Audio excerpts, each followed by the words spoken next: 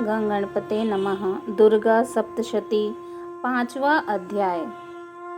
इस उत्तर चरित्र के रुद्र ऋषि हैं, महासरस्वती देवता हैं, अनुष्टुप छंद हैं, भीमा शक्ति हैं, भ्रामरी बीज हैं, सूर्य तत्व है और सामवेद स्वरूप हैं।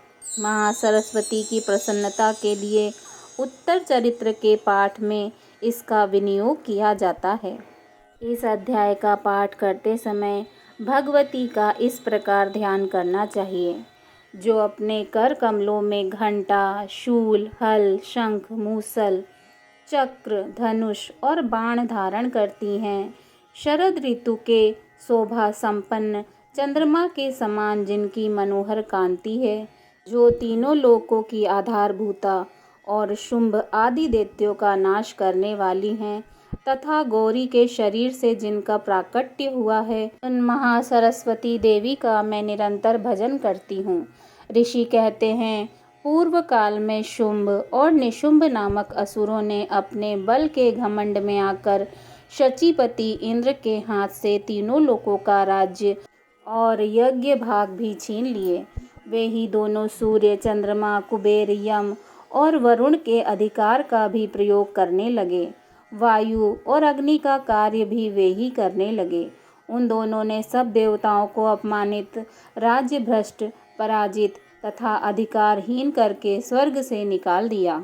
उन दोनों महान असुरों से तिरस्कृत देवताओं ने अपराजिता देवी का स्मरण किया और सोचा, जगदम्बा ने हम लोगों को वर दिया था कि आपत्ति काल में स्मरण करने पर मैं तुम्हारी सब आपत्तियों का तत्काल नाश कर दूंगी। यह विचार कर देवता गिरिराज हिमालय पर गए और वहां भगवती विष्णु माया की स्तुति करने लगे। देवता बोले, देवी को नमस्कार है, महादेवी शिवा को सर्वदा नमस्कार है, प्रकृति एवं भद्रा को प्रणाम है। हम लोग नियम पूर्वक जगदम्बा को नमस्कार करते हैं। रौद्रा को नमस्कार है, नित्या, गौरी एवं धात्री को बारंबार नमस्कार है। ज्योतिर्मयी, चंद्र रूपिणी एवं सुख स्वरूपा देवी को सतत प्रणाम है। शरणागतों का कल्याण करने वाली वृद्धि एवं सिद्धि रूपा देवी को हम बार बार नमस्कार करते हैं। नैश्रिती राजाओं की लक्ष्मी तथा सर्वाणी स्वरूपा आप जगदम्बा को बार बार नमस्कार है। दुर्गा, दुर्गपारा, सारा, सर्वकारिणी, ख्याति, कृष्णा और धूम्रा देवी को सर्वदा नमस्कार है। अत्यंत सौम्य तथा अत्यंत रौद्र रूपा देवी को हम नमस्कार करते हैं। उन्हें हमारा बारंबार प्रणाम है। जगत की आधारभूताकृति देवी को बारंबार नमस्कार है। जो देवी सब प्राणियों में विष्णु माया के नाम से कही जाती हैं, उनको नमस्कार, उनको नमस्कार, उनको बारंबार नमस्कार है। जो देवी सब प्राणियों में चेतना कहलाती हैं, उनको नमस्कार है, उनको नमस्कार है, उनको बारंबार नमस्कार है। जो देवी सब प्राणियों में बुद्धि रूप में स्थित हैं, उनको नमस्कार है, उनको नमस्कार है, उनको बारंबार नमस्कार है। जो सब प्राणियों में निंद्रा रूप में स्थित हैं, उनको नमस्कार है, उनको नमस्कार है, उनको बारंबार नमस्कार है। जो देवी सब प्राणियों में क्षुधा रूप में स्थित हैं, उनको नमस्कार है, उनको नमस्कार है, उनको बारंबार नमस्कार है। जो देवी सब प्राणियों में छाया रूप से स्थित हैं, उनको नमस्कार है, उनको नमस्कार है, उनको बारंबार नमस्कार है। जो देवी सब प्राणियों में शक्ति रूप में स्थित हैं, उनको नमस्कार है, उनको नमस्कार है, उनको बारंबार नमस्कार है। जो देवी सब प्राणियों में तृष्णा रूप से स्थित हैं, उनको नमस्कार है, उनको नमस्कार है, उनको बारंबार नमस्कार है। जो देवी सब प्राणियों में शांति रूप से स्थित हैं, उनको नमस्कार, उनको नमस्कार, उनको बारंबार नमस्कार। जो देवी सब प्राणियों में जाति रूप से स्थित हैं, उनको नमस्कार है, उनको नमस्कार है, उनको बारंबार नमस्कार है। जो देवी सब प्राणियों में लज्जा रूप से स्थित हैं, उनको नमस्कार है, उनको नमस्कार है, उनको बारंबार नमस्कार है। जो देवी सब प्राणियों में शांति रूप से स्थित हैं, उनको नमस्कार है, उनको नमस्कार है, उनको बारंबार नमस्कार है। जो देवी सब प्राणियों में श्रद्धा रूप से स्थित हैं, उनको नमस्कार है, उनको नमस्कार है, उनको बारंबार नमस्कार है। जो देवी सब प्राणियों में कांति रूप से स्थित हैं, उनको नमस्कार है, उनको नमस्कार है, उनको बारंबार नमस्कार है। जो देवी सब प्राणियों में लक्ष्मी रूप में स्थित हैं, उनको नमस्कार है, उनको नमस्कार है, उनको बारंबार नमस्कार है। जो देवी सब प्राणियों में वृत्ति रूप में स्थित हैं, उनको नमस्कार है, उनको नमस्कार है, उनको बारंबार नमस्कार है। जो देवी सब प्राणियों में स्मृति रूप में स्थित हैं, उनको नमस्कार है, उनको नमस्कार है, उनको बारंबार नमस्कार है। जो देवी सब प्राणियों में दया रूप से स्थित हैं, उनको नमस्कार है, उनको नमस्कार है, उनको बारंबार नमस्कार है। जो देवी सब प्राणियों में दृष्टि रूप से स्थित हैं, उनको नमस्कार है, उनको नमस्कार है, उनको बारंबार नमस्कार है। जो देवी सब प्राणियों में माता रूप में स्थित हैं, उनको नमस्कार है, उनको नमस्कार है, उनको बारंबार नमस्कार है। जो देवी सब प्राणियों में भ्रांति रूप में स्थित हैं, उनको नमस्कार है, उनको नमस्कार है, उनको बारंबार नमस्कार है। जो जीवों के इंद्रिय वर्ग की अधिष्ठात्री देवी एवं सब प्राणियों में सदा व्याप्त रहने वाली उन व्याप्ति देवी को बारंबार नमस्कार है। जो देवी चैतन्य रूप से इस संपूर्ण जगत को व्याप्त करके स्थित हैं, उनको नमस्कार है, उनको नमस्कार है, उनको बारंबार नमस्कार है। पूर्व काल में अपने अभिष्ट की प्राप्ति होने से देवताओं ने जिनकी स्तुति की तथा देवराज इंद्र ने बहुत दिनों तक जिनका सेवन किया, वह कल्याण की साधनभूता ईश्वरी हमारा कल्याण और मंगल करें तथा सारी आपत्तियों का नाश कर डालें। उद्दंड दैत्यों से सताए हुए हम सभी देवता जिन परमेश्वरी को इस समय नमस्कार करते हैं तथा जो भक्ति से विनम्र पुरुषों द्वारा स्मरण की जाने पर तत्काल ही संपूर्ण विपत्तियों का नाश कर देती हैं, वे जगदम्बा हमारा संकट दूर करें। ऋषि कहते हैं, राजन, इस प्रकार जब देवता स्तुति कर रहे थे, उस समय पार्वती देवी गंगा जी के जल में स्नान करने के लिए वहां आई। उन सुंदर भुवों वाली भगवती ने देवताओं से पूछा, आप लोग यहाँ किसकी स्तुति करते हैं? तब उन्हीं के शरीर कोष से प्रकट हुई शिवा देवी बोली, शुंभ दैत्य से तिरस्कृत और युद्ध में निशुंभ से पराजित हो यहाँ एकत्रित हुए ये समस्त देवता यह मेरी ही स्तुति कर रहे हैं। पार्वती जी के शरीर कोष से अंबिका का प्रादुर्भाव हुआ था, इसलिए वे समस्त लोकों में कोष्की कही जाती हैं। कोष्की के प्रकट होने के बाद पार्वती देवी का शरीर काले रंग का हो गया, अतः वे हिमालय पर रहने वाली कालिका देवी के नाम से विख्यात हुईं। तदंतर शुंभ निशुंभ के भृत्य चंड मुंड वहाँ आए और उन्होंने परम मनोहर रूप धारण करने वाली अंबिका देवी को देखा। फिर वे शुंभ के पास जाकर बोले, महाराज, एक अत्यंत मनोहर स्त्री है जो अपनी दिव्य कांति से हिमालय को प्रकाशित कर रही है। वैसा उत्तम रूप कहीं किसी ने भी नहीं देखा होगा। असुरेश्वर, पता लगाइए वह देवी कौन है और उसे ले लीजिए। स्त्रियों में वह रत्न है, उसका प्रत्येक अंग बहुत ही सुंदर है तथा वह अपने श्री अंगों की प्रभा से संपूर्ण दिशाओं में प्रकाश फैला रही है। दैत्यराज, अभी वह हिमालय पर ही मौजूद है, आप उसे देख सकते हैं। प्रभो, तीनों लोकों में मणि, हाथी और घोड़े आदि जितने भी रत्न हैं, वे सब इस समय आपके ही घर में शोभा पाते हैं। हाथियों में रत्नभूत ऐरावत, यह पारिजात का वृक्ष और यह उच्चश्रवा घोड़ा, यह सब आपने इंद्र से ले लिया है। हंसों से जुता हुआ यह विमान भी आपके आंगन में शोभा पाता है। यह रत्नभूत अद्भुत विमान जो पहले ब्रह्मा जी के पास था, वह आपके यहाँ लाया गया है। यह महापदम नामक निधि आप कुबेर से छीन लाए हैं। समुद्र ने भी आपको किंजलकिनी नाम की माला भेंट की है, जो केसरों से सुशोभित है और जिसके कमल कभी कुम्हलाते नहीं हैं। सुवर्ण की वर्षा करने वाला वरुण का छत्र भी आपके घर में शोभा पाता है, तथा यह श्रेष्ठ रथ जो पहले प्रजापति के अधिकार में था, वह आपके पास मौजूद है। दैत्येश्वर मृत्यु की उत्क्रांतिदा नाम वाली शक्ति भी आपने छीन ली है, तथा वरुण का पाश और समुद्र में होने वाले सब प्रकार के रत्न आपके भाई निशुंभ के अधिकार में हैं। अग्नि ने भी स्वतः शुद्ध किए हुए 2 वस्त्र आपकी सेवा में अर्पित किए हैं। दैत्यराज, इस प्रकार सभी रत्न आपने एकत्र कर लिए हैं। फिर जो यह स्त्रियों में रत्न रूपी कल्याणमयी देवी है, इसे आप क्यों नहीं अपने अधिकार में कर लेते?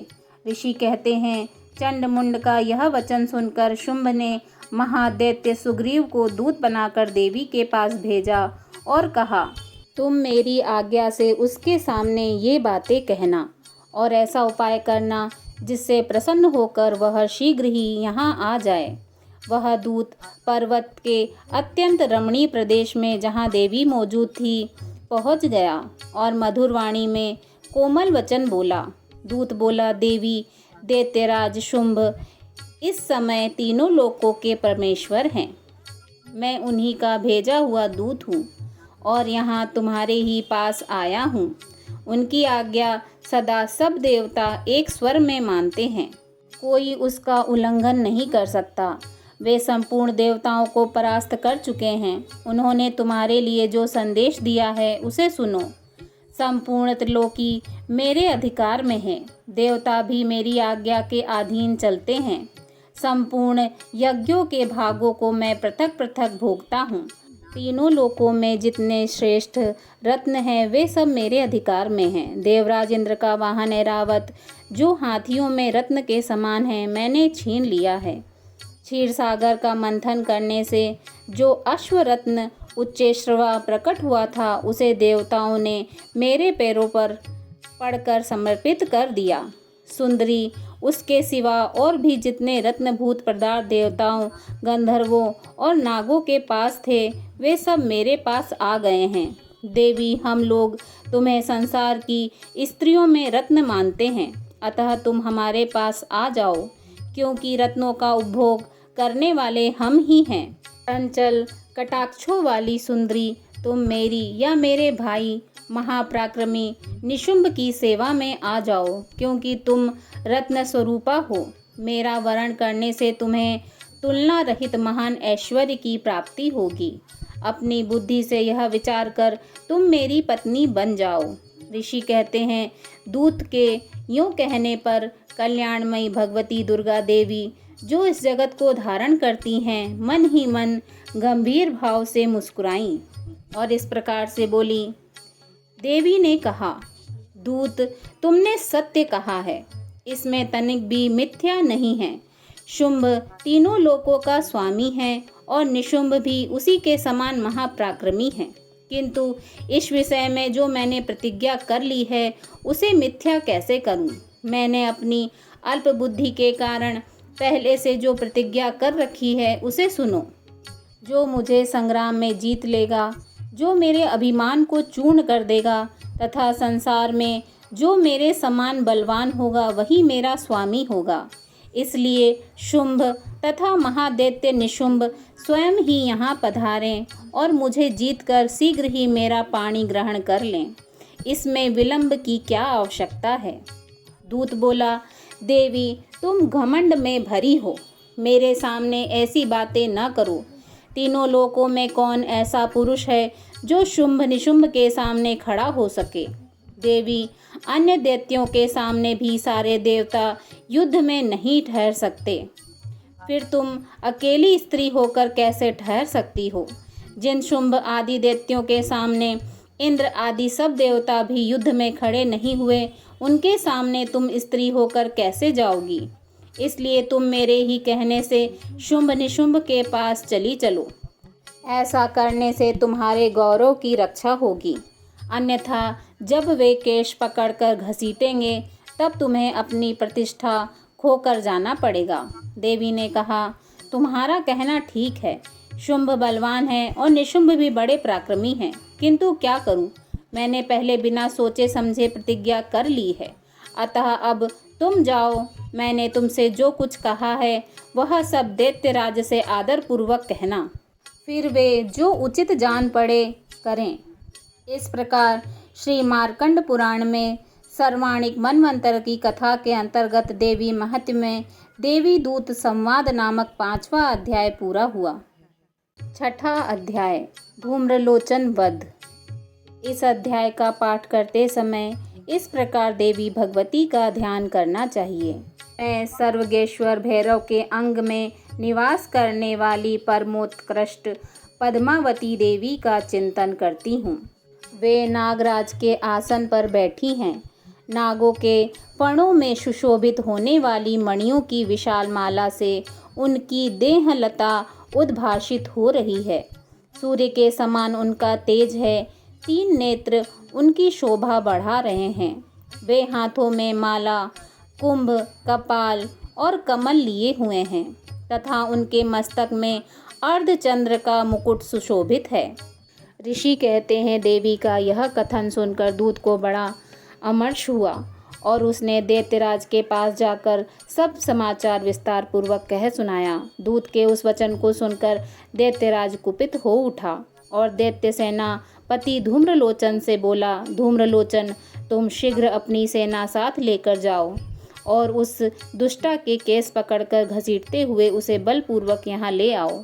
उसकी रक्षा करने के लिए यदि कोई दूसरा खड़ा हो तो वह देवता, यक्ष अथवा गंधर्व ही क्यों न हो, उसे अवश्य मार डालना। ऋषि कहते हैं, शुंभ के इस प्रकार आज्ञा देने पर वह धूम्रलोचन दैत्य 60,000 असुरों की सेना को साथ लेकर वहां से तुरंत चल दिया। वहां पहुंचकर उसने हिमालय पर रहने वाली देवी को देखा और ललकार कर कहा, अरे तू शुंभ निशुंभ के पास चल। यदि इस समय प्रसन्नता पूर्वक मेरे स्वामी के समीप नहीं चलेगी तो मैं बलपूर्वक केश पकड़कर घसीटते हुए तुझे ले चलूँगा। देवी बोली, तुम्हें दैत्यों के राजा ने भेजा है। तुम स्वयं भी बलवान हो और तुम्हारे साथ विशाल सेना भी है। ऐसी दशा में यदि मुझे बलपूर्वक ले चलोगे तो भी मैं क्या कर सकती हूँ। ऋषि कहते हैं, देवी के यूँ कहने पर असुर धूम्रलोचन उनकी ओर दौड़ा। तब अंबिका ने हूँ शब्द के उच्चारण मात्र से ही उसे भस्म कर दिया। फिर तो क्रोध में भरी हुई दैत्यों की विशाल सेना और अंबिका ने एक दूसरे पर तीखे सहायकों, शक्तियों तथा फरसों की वर्षा आरंभ की। इतने में ही देवी का वाहन सिंह क्रोध में भरकर भयंकर गर्जना करके गर्दन के बालों को हिलाता हुआ असुरों की सेना में कूद पड़ा। उसने कुछ दैत्यों को पंजों की मार से, कितनों को अपने जबड़ों से और कितने ही महादैत्यों को पटक कर ऊँट की दाढ़ों से घायल करके मार डाला। उस सिंह ने अपने नखों से कितनों के पेट फाड़ डाले और थप्पड़ मारकर कितनों के सिर धड़ से अलग कर दिए। कितनों की भुजाएं और मस्तक काट डाले तथा अपनी गर्दन के बाल हिलाते हुए उसने दूसरे सैनिकों के पेट फाड़कर उनका रक्त चूस लिया। अत्यंत क्रोध में भरे हुए देवी के वाहन उस महाबली सिंह ने क्षण भर में ही असुरों की सारी सेना का संहार कर डाला। शुंभ ने जब सुना कि देवी ने धूम्रलोचन असुर को मार डाला तथा उसके सिंह ने सारी सेना का संहार कर डाला है, तब उस दैत्यराज को बड़ा क्रोध हुआ। उसका ओंठ कांपने लगा। उसने चंड और मुंड नामक 2 महादैत्यों को आज्ञा दी, हे चंड और हे मुंड, तुम दोनों बहुत बड़ी सेना लेकर वहां जाओ। उस देवी के केश पकड़कर अथवा उसे बांधकर शीघ्र यहाँ ले आओ। यदि इस प्रकार उनको लाने में संदेह हो तो युद्ध में सब प्रकार के अस्त्र शस्त्रों तथा समस्त आसुरी सेना का प्रयोग करके उसकी हत्या कर डालना। उस दुष्टा की हत्या होने तथा सिंह के भी मारे जाने पर उस अंबिका को बांधकर साथ ले शीघ्र ही लौट आना। इस प्रकार श्री मार्कंड पुराण में सर्वाणिक मनवंतर की कथा के अंतर्गत देवी महत्व में धूम्रलोचन वध नामक 6ठा अध्याय पूर्ण हुआ। दुर्गा सप्तशती 7वां अध्याय चंड और मुंड का वध। इस अध्याय का पाठ करते समय देवी भगवती का इस प्रकार ध्यान करना चाहिए। मैं मातंगी देवी का ध्यान करती हूँ। वे रत्नमय सिंहासन पर बैठकर पढ़ते हुए तोते का मधुर शब्द सुन रही हैं। उनके शरीर का वर्ण श्याम है। वे अपना एक पैर कमल पर रखे हुए हैं और मस्तक पर अर्धचंद्र धारण करती हैं तथा कलहार पुष्पों की माला धारण किए वीणा बजाती हैं। उनके अंग में कसी हुई चोली शोभा पा रही है। वे लाल रंग की साड़ी पहने हाथ में शंखमय पात्र लिए हुए हैं। उनके बदन पर मधु का हल्का हल्का प्रभाव जान पड़ता है और ललाट में बेंदी शोभा दे रही है। ऋषि कहते हैं, तदंतर शुंभ की आज्ञा पाकर वे चंड मुंड आदि दैत्य चतुरंगिणी सेना के साथ अस्त्र शस्त्रों से सुसज्जित हो चल दिए। फिर गिरिराज हिमालय के सुवर्णमय शिखर पर पहुंचकर उन्होंने सिंहासन पर बैठी देवी को देखा। वे मंद मंद मुस्कुरा रही थीं। उन्हें देखकर दैत्य लोग तत्परता से पकड़ने का उद्योग करने लगे। किसी ने धनुष तान लिया, किसी ने तलवार संभाली और कुछ लोग देवी के पास आकर खड़े हो गए। तब अंबिका ने उन शत्रुओं के प्रति बड़ा क्रोध किया। उस समय क्रोध के कारण उनका मुख काला पड़ गया, ललाट में भौहें टेढ़ी हो गईं और वहां से तुरंत विकराल मुख वाली काली प्रकट हुई, जो तलवार और पाश लिए हुए थी। वे विचित्र खटवाक धारण किए तथा चीते के चर्म की साड़ी पहने नरमुंडों की माला से विभूषित थी। उनके शरीर का मांस सूख गया था, केवल हड्डियों का ढांचा था, जिससे वे अत्यंत भयंकर जान पड़ती थीं। उनका मुख बहुत विशाल था। जीभ लपलपाने के कारण वे और भी डरावनी प्रतीत होती थी। उनकी आंखें भीतर को धसी हुई और कुछ लाल थीं। वे अपनी भयंकर गर्जना से संपूर्ण दिशाओं को गुंजा रही थीं। बड़े बड़े दैत्यों का वध करती हुई वे कालिका देवी बड़े वेग से दैत्यों की उस सेना पर टूट पड़ी और उन सबका भक्षण करने लगी। वे पार्श्व रक्षकों, अंकुशधारी महावतों, योद्धाओं और घंटा सहित कितने ही हाथियों को एक ही हाथ से पकड़कर मुंह में डाल लेती थीं। इसी प्रकार घोड़े, रथ और सारथी के साथ रथी सैनिकों को मुंह में डालकर वे उन्हें बड़े भयानक रूप से चबा डालती थीं। किसी के बाल पकड़ लेती, किसी का गला दबा देती, किसी को पैरों से कुचल डालती और किसी को छाती के धक्के से गिराकर मार डालती थी। वे असुरों के छोड़े हुए बड़े बड़े शस्त्र अस्त्र मुंह में पकड़ लेती और रोष में भरकर उनको दांतों से पीस डालती थी। काली ने बलवान एवं दुरात्मा दैत्यों की वह सारी सेना रोंद डाली, खा डाली और कितनों को मार भगाया। कोई तलवार के घाट उतारे गए, कोई खटवाक से पीटे गए और कितने ही असुर दांतों के अग्रभाग से कुचले जाकर मृत्यु को प्राप्त हुए। इस प्रकार देवी ने असुरों की उस सारी सेना को क्षण भर में मार गिराया। यह देख चंड उन अत्यंत भयानक काली देवी की ओर दौड़ा तथा महादैत्य मुंड ने भी अत्यंत भयंकर बाणों की वर्षा से तथा हजारों बार चलाए हुए चक्रों से उन भयानक नेत्रों वाली देवी को आच्छादित कर दिया। वे अनेकों चक्र देवी के मुख में समाते हुए जान पड़े, मानो सूर्य के बहुतेरे मंडल बादलों के उदर में प्रवेश कर रहे हों। तब भयंकर गर्जना करने वाली काली ने अत्यंत रोष में भरकर विकट अट्टहास किया। उस समय उनके विकराल बदन के भीतर कठिनता से देखे जा सकने वाले दांतों की प्रभा से वे अत्यंत उज्जवल दिखाई देती थी। देवी ने बहुत बड़ी तलवार हाथ में ले हम का उच्चारण करके चंड पर धावा किया और उसके केश पकड़कर उसी तलवार से उसका मस्तक काट दिया। चंड को मारा गया देखकर मुंड भी देवी की ओर दौड़ा। तब देवी ने रोष में भरकर उसे भी तलवार से घायल करके धरती पर सुला दिया। महापराक्रमी चंड और मुंड को मारा गया देख मरने से बची हुई बाकी सेना भय से व्याकुल हो चारों ओर भाग गई। तदंतर काली ने चंड और मुंड का मस्तक हाथ में लिया और चंडिका के पास जाकर प्रचंड अट्टहास करते हुए कहा, देवी, मैंने चंड और मुंड नामक इन दोनों महापशुओं को तुम्हें भेंट किया है।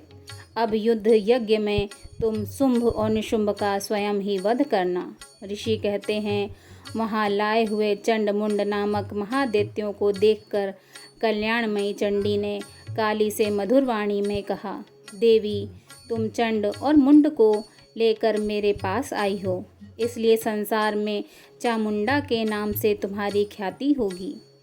इस प्रकार श्री मार्कंड पुराण में सर्वाणिक मनवंतर की कथा के अंतर्गत देवी महात्म्य में चंड मुंड वध नामक 7वां अध्याय पूरा हुआ। दुर्गा सप्तशती 8वां अध्याय रक्त बीज वध। इस अध्याय का पाठ करते समय देवी भगवती का इस प्रकार ध्यान करना चाहिए। मैं अणिमा आदि सिद्धिमय किरणों से आवृत भवानी का ध्यान करती हूँ।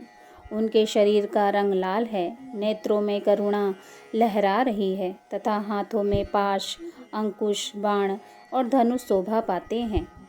ऋषि कहते हैं, चंड और मुंड नामक दैत्यों के मारे जाने तथा बहुत सी सेना का संहार हो जाने पर दैत्यों के राजा प्रतापी शुंभ के मन में बड़ा क्रोध हुआ।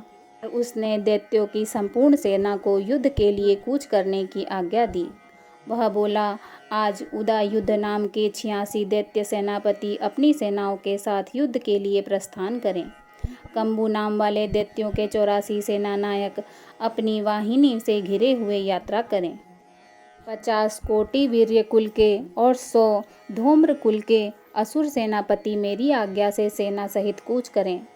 कालक, 2 हार्द्य, मौर्य और काल के असुर भी युद्ध के लिए तैयार हों और मेरी आज्ञा से तुरंत प्रस्थान करें। भयानक शासन करने वाला असुर राज शुंभ इस प्रकार आज्ञा दे सहस्त्रों बड़ी बड़ी सेनाओं के साथ युद्ध के लिए प्रस्थित हुआ। उसकी अत्यंत भयंकर सेना आती देख चंडिका ने अपने धनुष की टंकार से पृथ्वी और आकाश के बीच का भाग गुंजा दिया। राजन, तदंतर देवी के सिंह ने बड़े जोर जोर से दहाड़ना आरंभ किया। फिर अंबिका ने घंटे के शब्द से उस ध्वनि को बढ़ा दिया। धनुष की टंकार, सिंह की दहाड़ और घंटे की ध्वनि से संपूर्ण दिशाएं गूंज उठी। उस भयंकर शब्द से काली ने अपने विकराल मुख को और बढ़ा लिया तथा इस प्रकार वे विजयिनी हुई। उस तुमुल नाद को सुनकर दैत्यों की सेनाओं ने चारों ओर से आकर चंडिका देवी, सिंह तथा काली देवी को क्रोधपूर्वक घेर लिया। राजन, इसी बीच में असुरों के विनाश तथा देवताओं के अभ्युदय के लिए ब्रह्मा, शिव, कार्तिकेय, विष्णु तथा इंद्र आदि देवों की शक्तियाँ, जो अत्यंत पराक्रम और बल से संपन्न थी, उनके शरीर से निकलकर उन्हीं के रूप में चंडिका देवी के पास गईं। जिस देवता का जैसा रूप, जैसी वेशभूषा और जैसा वाहन, ठीक वैसे ही साधनों से संपन्न हो, उनकी शक्ति असुरों से युद्ध करने के लिए आई।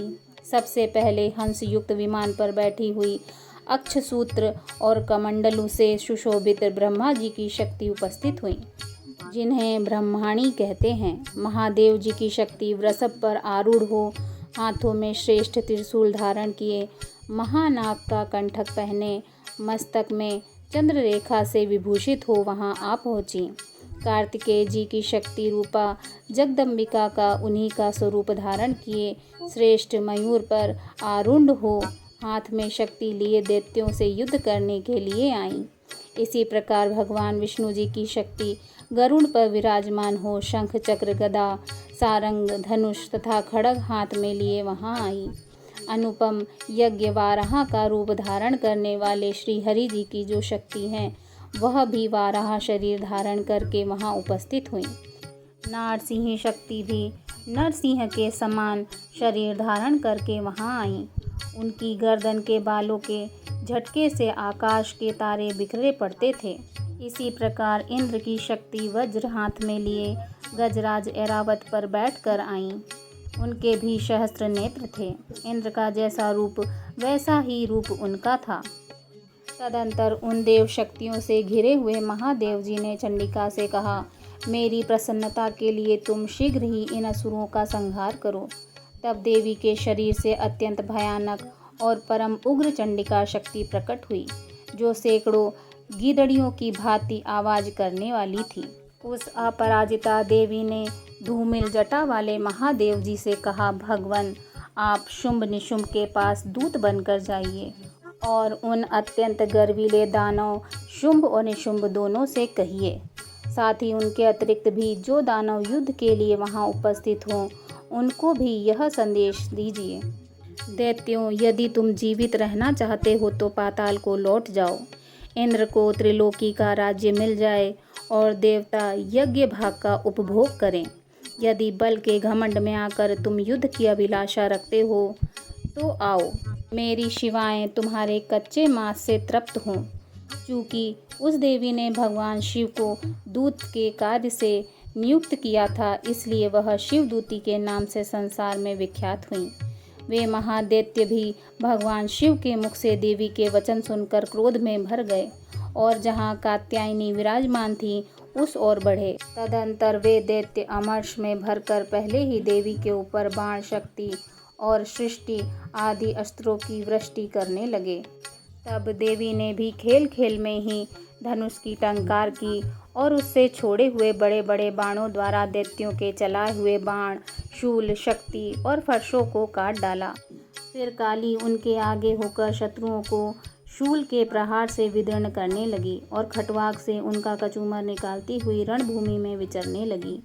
ब्रह्माणी भी जिस जिस ओर दौड़ती उसी ओर अपने कमंडल से जल छिड़क कर शत्रुओं के ओज और पराक्रम को नष्ट कर देती थी।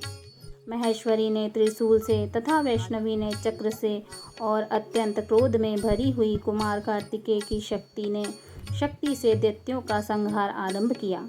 इंद्र की शक्ति के वज्र प्रहार से विदीर्ण हो सैकड़ों दैत्य दानव रक्त की धारा बहाते हुए पृथ्वी पर सो गए। वाराही शक्ति ने कितनों को अपनी थूथुन की मार से नष्ट किया, दाढ़ों के अग्रभाग से कितनों की छाती छेद डाली तथा कितने ही दैत्य उनके चक्र की चोट से विदीर्ण होकर गिर पड़े। नारसिंही भी दूसरे महादैत्यों को अपने नखों से विदीर्ण करके खाती और सिंहनाद से दिशाओं एवं आकाश को गुंजाती हुई युद्ध क्षेत्र में विचरने लगी। इतने ही असुर शिवदूती के प्रचंड अट्टहास से अत्यंत भयभीत हो पृथ्वी पर गिर पड़े और गिरने पर उन्हें शिवदूती ने उस समय अपना ग्रास बना लिया। इस प्रकार क्रोध में भरे हुए मातृगणों को नाना प्रकार के उपायों से बड़े बड़े असुरों का मर्दन करते देख दैत्य सैनिक भाग खड़े हुए। मातृगणों से पीड़ित दैत्यों को युद्ध से भागते देख रक्तबीज नामक महादैत्य क्रोध में भरकर युद्ध करने के लिए आया। उसके शरीर से जब रक्त की बूंद पृथ्वी पर गिरती तब उसी के समान शक्तिशाली एक दूसरा महादैत्य पृथ्वी पर पैदा हो जाता। महाअसुर रक्तबीज हाथ में गदा लेकर इंद्र शक्ति के साथ युद्ध करने लगा। तब इंद्री ने अपने वज्र से रक्तबीज को मारा।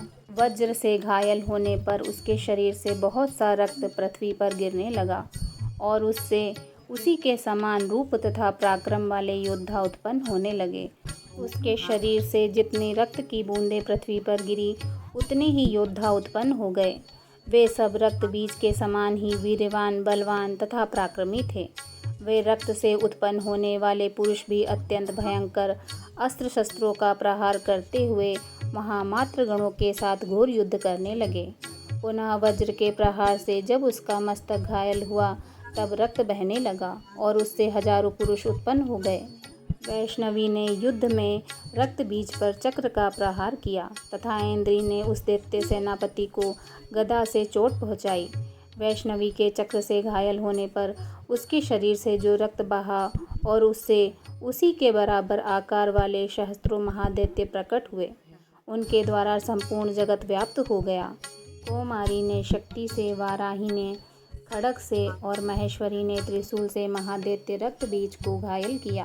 क्रोध में भरे हुए उस महादैत्य रक्त बीज ने भी गदा से सभी मातृगण शक्तियों पर पृथक पृथक प्रहार किया। शक्ति और शूल आदि से अनेक बार घायल होने पर जो उसके शरीर से रक्त की धारा पृथ्वी पर गिरी उससे भी निश्चय ही सैकड़ों असुर उत्पन्न हुए। इस प्रकार उस महादैत्य के रक्त से प्रकट हुए असुरों द्वारा संपूर्ण जगत व्याप्त हो गया। इससे उन देवताओं को बड़ा भय हुआ। देवताओं को उदास देख चंडिका ने काली से शीघ्रतापूर्वक कहा, चामुंडे, तुम अपना मुख और भी फैलाओ तथा मेरे शस्त्रपात से गिरने वाले रक्त बिंदुओं तथा उससे उत्पन्न होने वाले महादैत्यों को तुम अपने इस उतावले मुख से खा जाओ। इस प्रकार रक्त से उत्पन्न होने वाले महादैत्यों का भक्षण करती हुई तुम रण में विचरती रहो। ऐसा करने से उस दैत्य का सारा रक्त क्षीण हो जाने पर वह स्वयं ही नष्ट हो जाएगा। उन भयंकर दैत्यों को जब तुम खा जाओगी तब दूसरे नए दैत्य उत्पन्न नहीं हो सकेंगे। काली से यूँ कहकर चंडिका देवी ने शूल से रक्त बीज को मारा और काली ने अपने मुख में उसका रक्त ले लिया। तब उसने महाचंडिका पर गदा से प्रहार किया, किंतु उस गदापात से देवी को तनिक भी वेदना नहीं पहुंची। रक्त बीज के घायल शरीर से बहुत सा रक्त गिरा, किंतु ज्यों ही वह गिरा त्यों ही चामुंडा ने उसे अपने मुख में ले लिया। रक्त के गिरने से काली के मुख में जो महादैत्य उत्पन्न हुए उनका भी उन्होंने भक्षण कर लिया और उन्होंने रक्त बीज का रक्त भी पी लिया। तदंतर देवी ने रक्त बीज को, जिसका रक्त चामुंडा ने पी लिया था, वज्र, बाण, खड्ग तथा सृष्टि आदि से मार डाला। राजन, इस प्रकार शस्त्रों के समुदाय से आहत एवं रक्तहीन हुआ महादैत्य रक्त बीज पृथ्वी पर गिर पड़ा। नरेश्वर, इससे देवताओं को अनुपम हर्ष की प्राप्ति हुई और मातृगण उन असुरों के रक्तपान के मद से उद्धत सा होकर नृत्य करने लगी। इस प्रकार श्री मार्कंडेय पुराण में सर्वाणिक मनवंतर की कथा के अंतर्गत देवी महात्म्य में रक्त बीज वध नामक 8वां अध्याय पूरा हुआ। प्रेम से बोलिए जय माता की।